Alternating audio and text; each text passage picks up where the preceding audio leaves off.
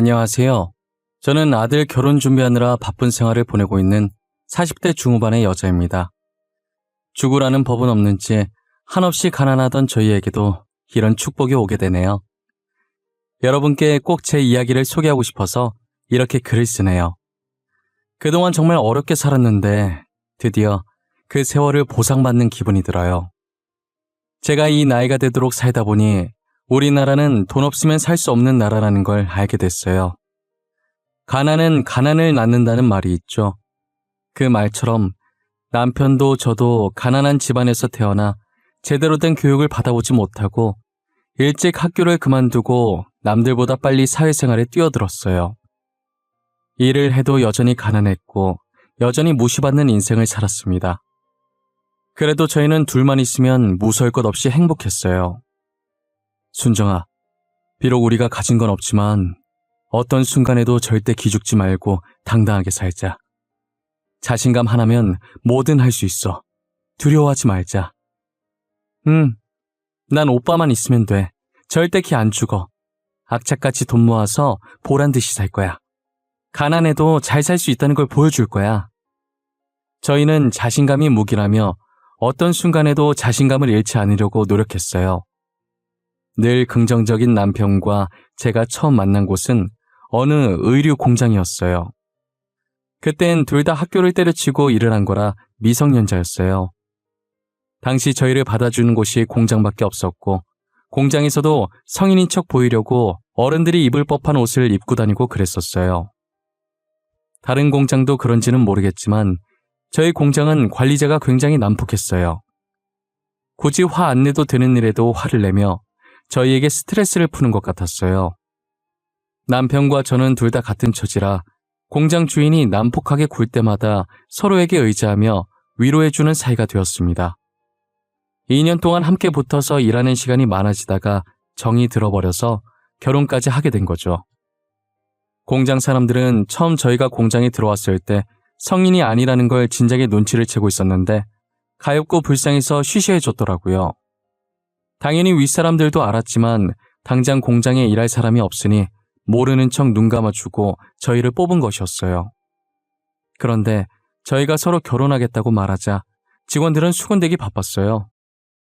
어린 것들이 발랑 까져가지고 분명히 임신해서 결혼했을 거야. 하라는 일은 안 하고 그런 짓거리를. 에휴.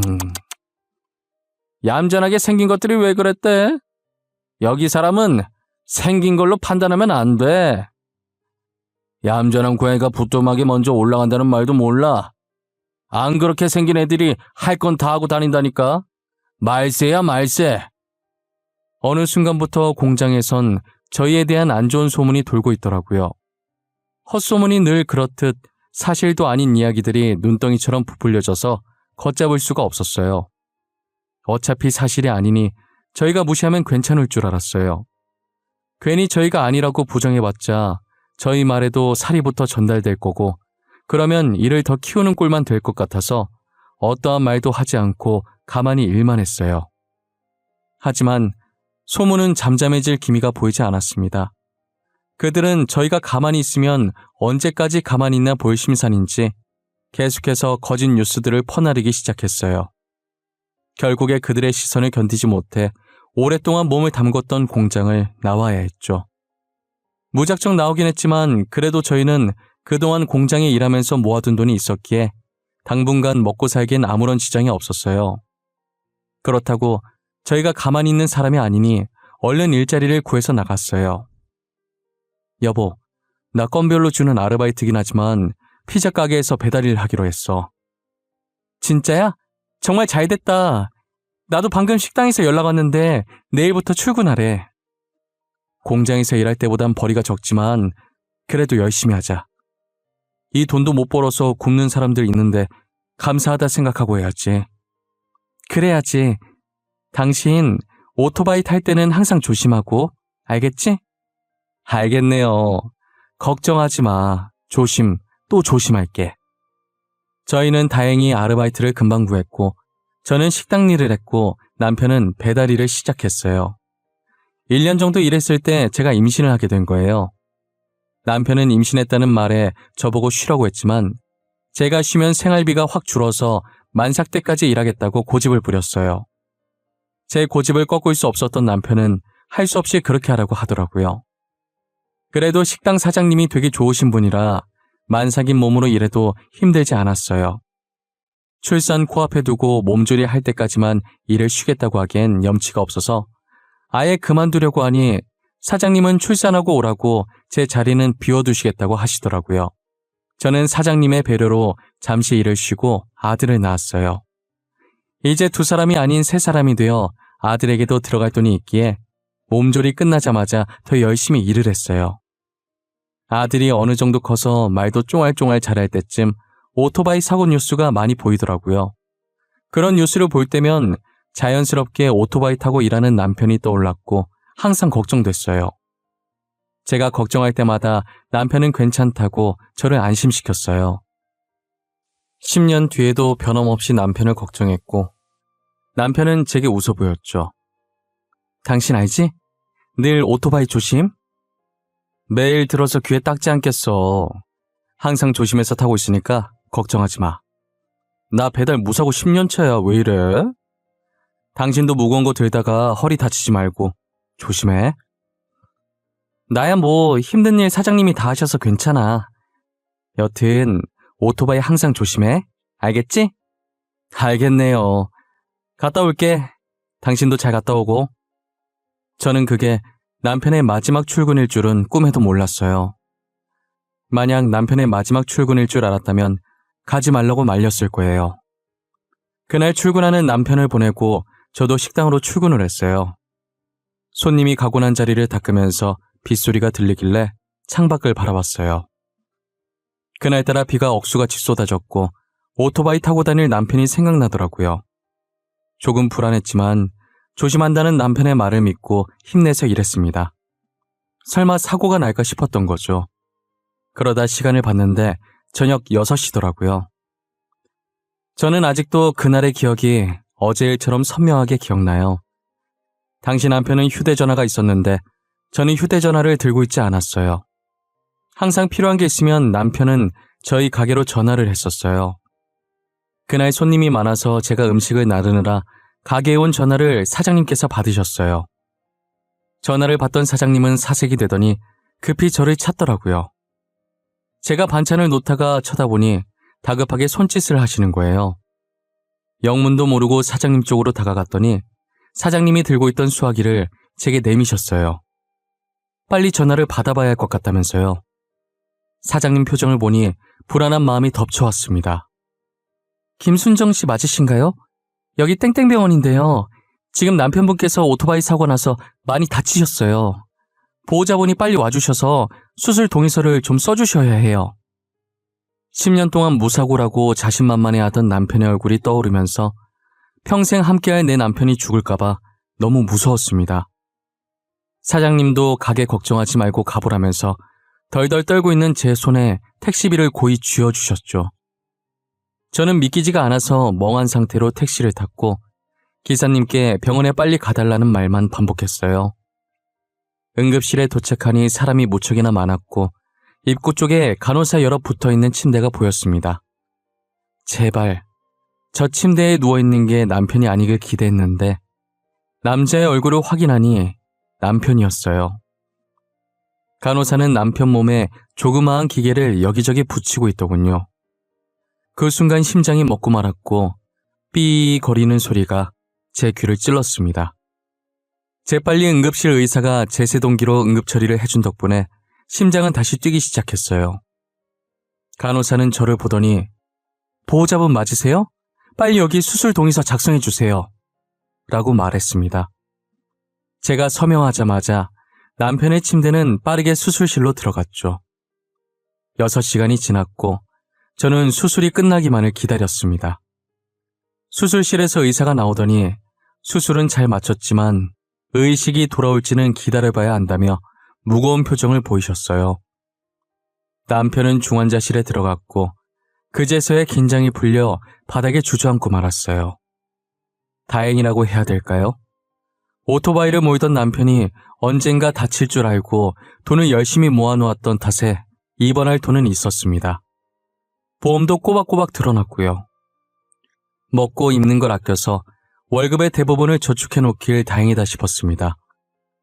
원래는 집 사려고 모아둔 돈이었는데 이렇게 쓸 줄은 몰랐지만 그래도 다행이었죠. 수술비를 결제하고 돌아오니 남편 중환자실 앞에 누가 찾아왔더라고요. 처음 보는 남자였는데 잔뜩 화가 난 표정으로 의식 없는 남편에게 욕을 퍼붓고 있었습니다. 저는 영문도 모른 채 그 남자에게 누구냐고 물었어요. 이병식 씨가 일하고 있던 피자 가게 점장이요. 아니, 오토바이를 어떻게 몰았길래 사고가 나요? 지금 배달 못해서 가게의 피해가 얼마인지는 알아요? 오토바이도 다 박살났더만. 아, 죄송합니다. 빗길에 미끄러져서 사고가 났다고 하던데. 이건 저희 남편도 어떻게 할 수 없는 일이지 않습니까? 남편이 지금 위중한 상태라 수술도 오랜 시간 했고. 아니, 지가 목숨이 위험하면 다야? 내가 피해보는 건 어쩔 건데? 비가 와도 조심조심 신속하게 운전할 수 있는 거 아니야? 아주 돈에 미쳐서 빨리 배달하려다 사고 내놓고 가게에 피해만 주고. 우리 가게 오토바이는 또 어떡하냐고? 천천히 신속하게가 어떻게 됩니까? 그게 가능하시면 점장님께서 하시지 그러셨어요. 뭐예요? 방금 뭐라고 그랬어요? 돈도 쥐뿔도 없어서 이딴 배달해봐라 하는 주제에 내 말에 토를 달아? 버러지 같은 것들이 쌍으로 미쳤나? 니들 가게 피해받은 거 보상 제대로 안 하면 고소할 거니까 그렇게 하라! 점장이라는 사람은 남편 안부는 안중에도 없고 가게 걱정부터 하더라고요. 사람이 다쳐서 중환자실에 누워있는데 어떻게 저럴 수 있을까요? 점장이 하는 말에 너무 화가 나서 한번 맞받아쳤더니 그 뒤로는 저를 죽일 듯이 몰아세우더라고요. 돈 없는 게 죄라고 저는 더 이상 아무 말도 할 수 없었고 죄인처럼 고개를 숙인 채로 구급대원에게 건네받은 남편의 휴대전화만 매만지고 있었어요. 제가 아무 말도 못하자 기세등등해져서는 삿대질하면서 소리 지르고 난리도 아니더라고요. 당신 남편 때문에 배달 주문한 사람이 1시간 넘게 기다렸는데 안 왔다면서 다시는 여기 안 시킨다고 화를 냅디다. 우리 가게 이미지 나빠진 건 어떻게 책임질 겁니까? 그쪽이 배상 똑바로 해줄 때까지 여기서 한 발자국도 안 나갈 거니까 그렇게 알아요. 저는 일단 병원에 민폐 주기 싫어서 음식값과 오토바이 수리비를 배상하고 점장을 돌려보냈어요. 점장이 간 뒤로 조용해진 복도에 혼자 남겨지니 한숨밖에 안 나오더라고요. 지금 제 신세가 너무나도 처량했고 그동안 저런 점장 밑에서 일했을 남편이 딱했어요. 저는 누워있는 남편의 손을 한번 잡아본 뒤 중환자실을 다시 나왔어요. 그리고 복도에 있는 의자에 앉아 남편의 휴대전화를 열어서 확인해봤어요. 사진첩에 들어가 보니 자신 사진은 하나도 없었고 저와 아들 사진만 가득하더라고요.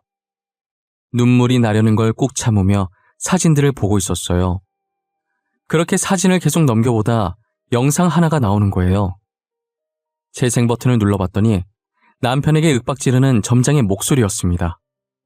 방금 배상하라고 난동 부리던 그 남자의 얼굴도 보였죠. 남편은 그동안 자신이 당했던 수모들을 전부 녹화하고 있었어요. 영상을 옆으로 넘기니 한두 개가 아니었어요. 늘 웃음을 잃지 않았던 남편인지라 이런 수모를 당하고 있었을 줄은 몰랐어요. 여보, 내가 당신 대신 꼭 복수해줄게. 그 인간 밖에 못 돌아다니게 만들어줄게. 영상을 본 순간부터 눈물이 멈추지 않았고 물수건을 들고 와 남편 몸을 닦아주면서 언젠간 그 점장한테 복수를 하리라 마음먹었어요. 저는 언제까지나 이렇게 가만히 손 놓고 모아둔 돈을 계속 쓸 수가 없어서 다시 식당 일을 했어요. 왜 벌써 나왔어? 며칠 더 쉬어도 되는데. 아니에요. 제가 어디 쉴 형편인가요? 이제 남편도 저렇게 됐는데 저라도 일해야죠. 그래야 병원비 내고 아들도 키우고 하죠.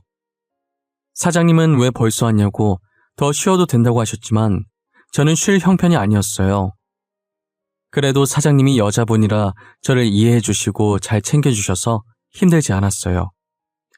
가끔 부업으로 인형 눈 붙이기도 하고 예전처럼 돈 되는 일이라면 다 했던 것 같아요.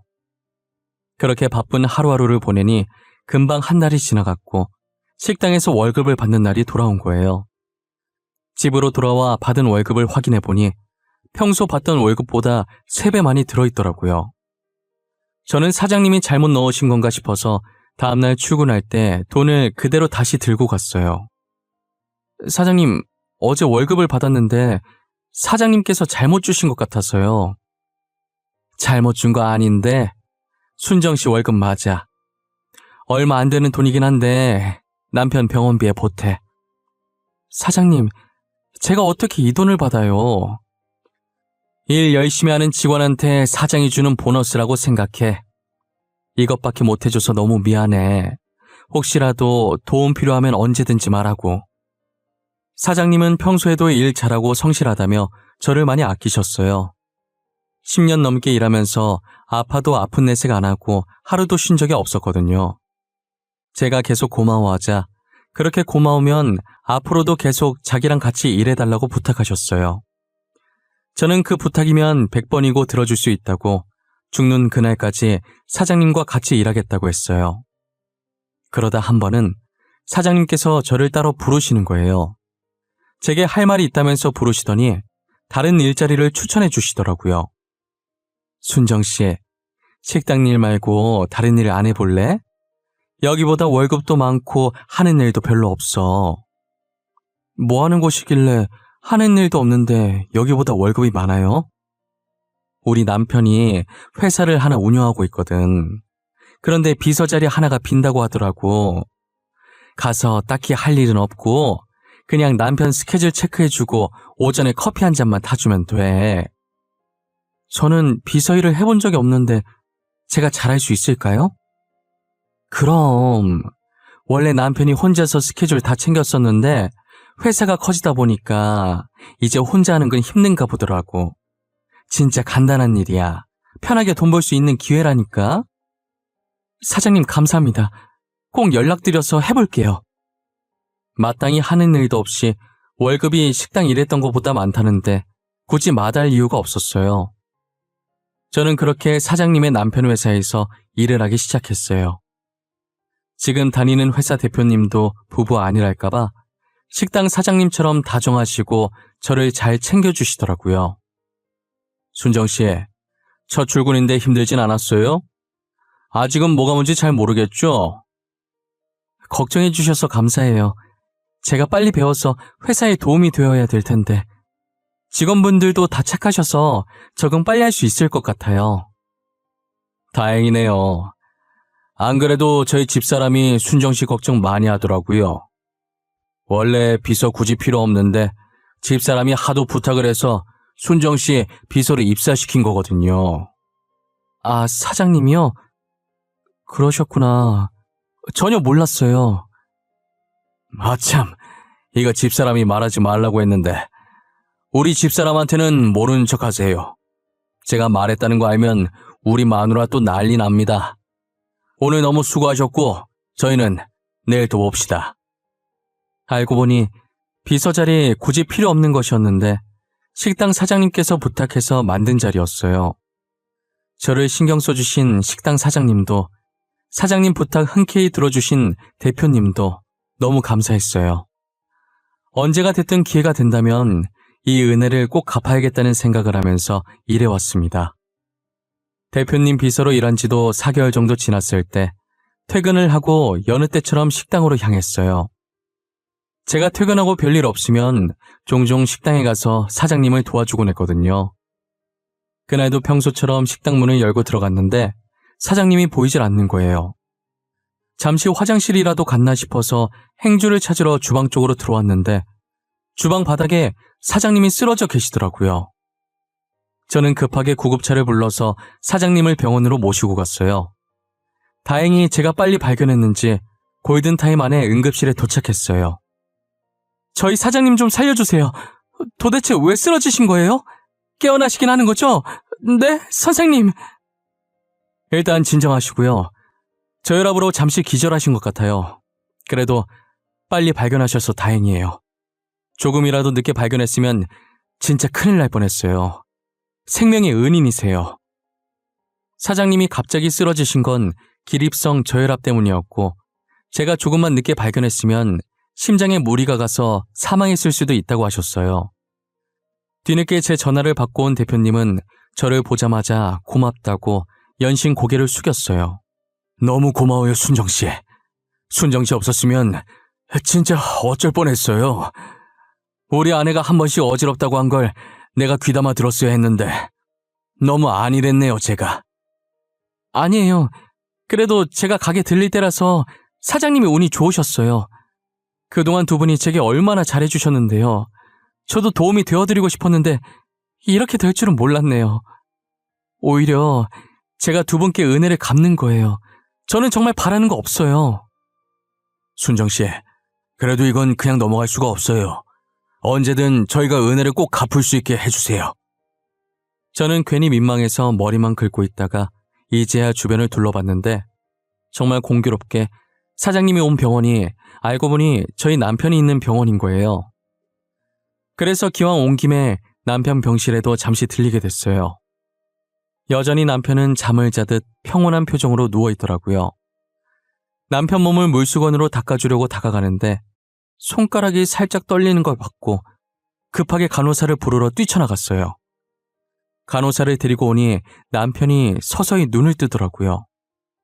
의사는 남편 눈에 불빛을 비춰보며 확인을 하더니 의식이 돌아온 것 같다고 하셨죠. 쓰러진 지 8개월 만에 남편이 의식을 되찾았습니다. 다행이에요. 의식이 돌아왔고 수치도 모두 정상입니다. 다만 오래 누워있어서 욕창이랑 몸이 조금 굳어 있으실 거예요. 이건 재활치료하면 금방 괜찮아지니 크게 걱정하지 않으셔도 되고요. 재활치료는 얼마나 걸릴까요? 제가 이 정도 걸린다고 확답을 드릴 수는 없지만 오래 걸리진 않을 거예요. 얼마 지나지 않으면 예전처럼 일상생활도 가능하실 거고요. 감사합니다. 정말 감사합니다. 비록 남편이 바로 일어나서 일상생활을 할 수는 없었지만 살아있는 것만으로도 너무 감사했어요. 저는 일을 다니면서 남편 병간호를 했고 남편도 재활치료를 열심히 받았어요. 남편이랑 같이 있으면서 그동안 못다한 이야기를 했어요. 나 당신이 이대로 떠날까봐 얼마나 걱정했는지 알아? 미안해. 나도 조심한다고 했는데 비가 너무 많이 와서 오토바이 바퀴가 미끌리고 말았어. 그래도 이렇게 깨어나줘서 고마워. 그리고 당신 점장이라는 사람 진짜 못됐더라. 당신 아파서 누워있는데 찾아와서 음식값이랑 오토바이 배상하라더라. 나는 기대도 안 했어. 원래도 그런 사람이라. 나 진짜 돈 열심히 벌 거야. 돈 벌어서 내가 그 점장놈 당신 대신 복수해 줄 거야. 나는 계속 당신 고생만 시키네. 진짜 너무 미안해. 남편은 고생만 시켜서 미안하다면서 눈물을 보였어요. 그런 남편의 등을 토닥거리며 괜찮다고 다시 일어날 생각만 하라고 다독였어요. 이제 남편도 깨어났겠다. 복수의 칼날만 갈며 전보다 더 열심히 일을 했어요. 하루라도 빨리 그 피자 가게 점장한테 복수해주고 싶었거든요.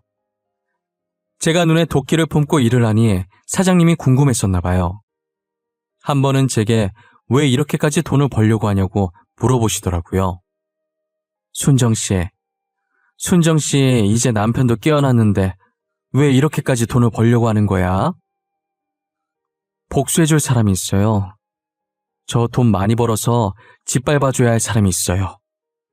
무슨 일이 있었길래 착해 빠진 순정씨가 이렇게 바짝 약이 올라 있을까? 사실 저희 남편 사고 났을 때 남편이 일하던 피자 가게 점장이 찾아왔었거든요. 그런데 남편 안부 묻기는커녕 가게 손해 입었다고 피자 값이랑 오토바이 값 배상하라고 하더라고요. 뭐? 무슨 그런 몰상식한 사람이 다 있어. 하도 땡깡 부리길래 배상해줬죠. 그런데 생각하면 할수록 너무 괘씸한 거예요. 얼마나 직원들을 못살게 굴었던지 남편 휴대전화에도 증거 영상들이 많더라고요. 저는 사장님께 그동안 남편이 점장에게 당했던 수모를 말하면서 남편 휴대전화에 있던 영상들을 보여줬어요. 괘씸해서 참을 수가 없어요. 돈 왕창 벌어서 복수해주고 싶어요. 그런 일이 있었는데 왜 나한테 말을 안 했어? 진작에 말을 하지. 내가 도와줄게. 순정 씨는 아무것도 할 것 없고 이 영상만 나한테 보내주기만 해. 당시엔 사장님께서 무슨 뜻으로 말한 건지 몰랐다가 며칠 뒤에 그 말의 뜻을 알게 되었습니다. 사장님은 SNS에 땡땡 지점 피자 가게의 갑질이라며 남편이 모아뒀던 영상을 전부 올려버리셨어요. 저는 가난해서 휴대전화조차 없었고 그러니 당연하게 SNS 자체를 할 줄 몰랐죠. 하지만 사장님은 저와 달리 컴퓨터도 정말 능숙하게 잘하셔서 금세 영상을 편집해서 올려주셨어요. SNS 하나만 가지고도 그 점장이 갑질한 것을 많은 사람들이 볼 수 있도록 했더라고요. 영상은 순식간에 여러 커뮤니티에 퍼지게 되었고 해당 지점 고객센터에 문의가 빗발하면서 결국 그 지점은 폐업을 하게 되었어요. 하지만 그 피자 가게는 전국 각지에 전부 있는 체인점이라서 그 사람은 일개 점장에 불과했기 때문에 죄 없는 다른 지점까지 피해를 입게 된 거예요. 피자 본점에서는 저희의 폭로로 인해 매출에 상당한 영향을 미쳤고 이에 대해 저희를 상대로 억대 소송을 제기했어요.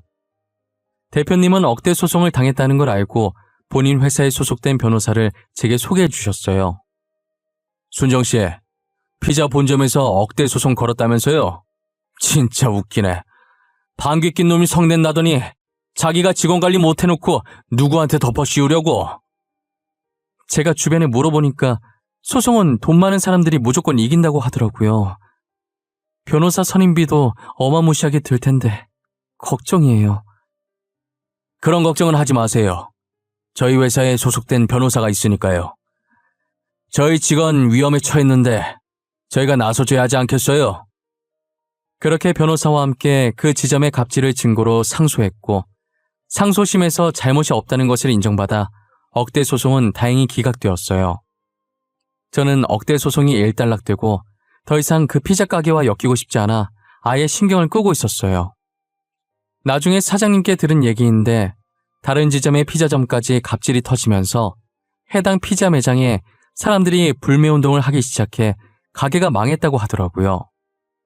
본사고 지점들이고 애초에 그런 사람들만 뭉쳐있다가 망했다는 생각에 통쾌했어요. 지나가다가 우연이라도 그 피자점 사람들이랑은 마주치고 싶지 않았어요.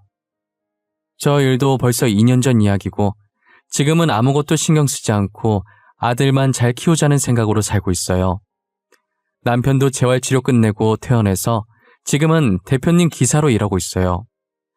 저나 남편이나 항상 저희를 신경 써주신 게 감사해서 평생 두 분을 보좌하기로 했어요. 이제 저희 아들이 곧 고등학생이 되는데 사장님 부부도 고등학생 외동딸이 있더라고요. 저희 아들보다 1살 많았는데 사장님 부부는 저희 아들을 사윗감으로 미리 점 찍어 두셨었나 봐요. 둘이 결혼했으면 좋겠다고 아들을 소개해달라고 하시더라고요. 순정씨, 우리 딸 알지? 전에 봤지 않나?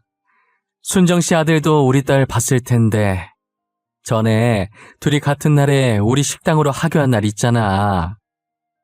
아, 네네. 기억났어요. 아니, 나는 순정씨 아들이 참 마음에 들더라고. 순정씨도 우리 딸 마음에 들면 둘이 결혼시켰으면 좋겠는데 말이야. 네? 결혼이요? 저희 아들 이제 고등학생 되고 사장님 따님도 아직 학생인데 무슨 결혼이에요. 사장님도 참. 누가 지금 시키지? 성인 돼서 결혼시키자는 말이지. 오늘 집에 가서 아들한테 1살 연상 어떠냐고 물어봐. 아니 사장님, 그걸 둘째치고 아들 결혼시키려면 신혼집 해줘야 하는데 저희 부부가 가진 게 없어요. 당장 저희 집도 변변치 않은데. 그건 걱정하지 마. 목숨을 빚졌는데 내가 그 정도도 못하겠어? 혼수는 전부 우리 부부가 해올 거야. 순정씨 아들은 진짜 몸만 오면 돼. 사장님은 저희 아들이 마음에 드셨는지 몸만 오면 된다고 저를 꼬드기시더라고요. 저는 사돈이 사장님 부부라면 두말할 것도 없이 좋았지만 아들 의견이 제일 중요했어요. 아들 마음이 어떨지 모르니 일단 이 이야기는 사장님과 저 사이에 비밀로 하기로 했어요. 그 사이 저희 아들은 공부를 열심히 해서 단번에 의대에 입학하게 되었고 어쩌다 보니 사장님 딸과 엮여서 지금은 좋은 인연으로 결혼 준비를 하고 있어요. 저도 상견례 할 때 알게 된 건데 아들이 사실 사장님 딸을 처음 봤을 때부터 좋아했었다는 거예요. 그런데 숫기가 없어서 마음을 제대로 표현하지 못했었다고 하더라고요. 반면 사장님 딸도 저희 아들을 마음에 들어했고 저희 아들과는 반대로 뭐든 적극적으로 하는 성격이라 사장님 딸이 먼저 대시를 했다고 들었어요. 만나게 될 인연은 다 만나게 된다고 고등학생 이후로 마주친 적 없다가 꽈팅을 통해서 다시 만나게 됐대요. 둘 다 꽈팅에 관심 없었는데 이상하게 그날따라 가고 싶어서 나갔다가 마주친 거죠. 저희 아들은 이제 본과생 2학년이고 사장님 딸은 올해 초에 졸업해서 직장을 다니고 있어요. 아직 저희 아들이 학생이라 결혼은 이른 것 같았는데 어차피 둘이 결혼시킬 거 아니냐고 나중에 하나 지금 하나 똑같다길래 이번 연도 끝나기 전에 결혼식을 추진하기로 했어요. 요즘은 아들 결혼 준비하면서 정말 행복한 하루하루를 보내고 있어요. 이미 지난 날은 다 잊고 앞으로 있을 행복한 일들만 생각하고 살려고요. 과거에 계속 살아봤자 스트레스 받기밖에 더 하겠어요. 부디 저희 아들만큼은 저희 같은 일 겪지 않고 행복하게 살았으면 좋겠네요.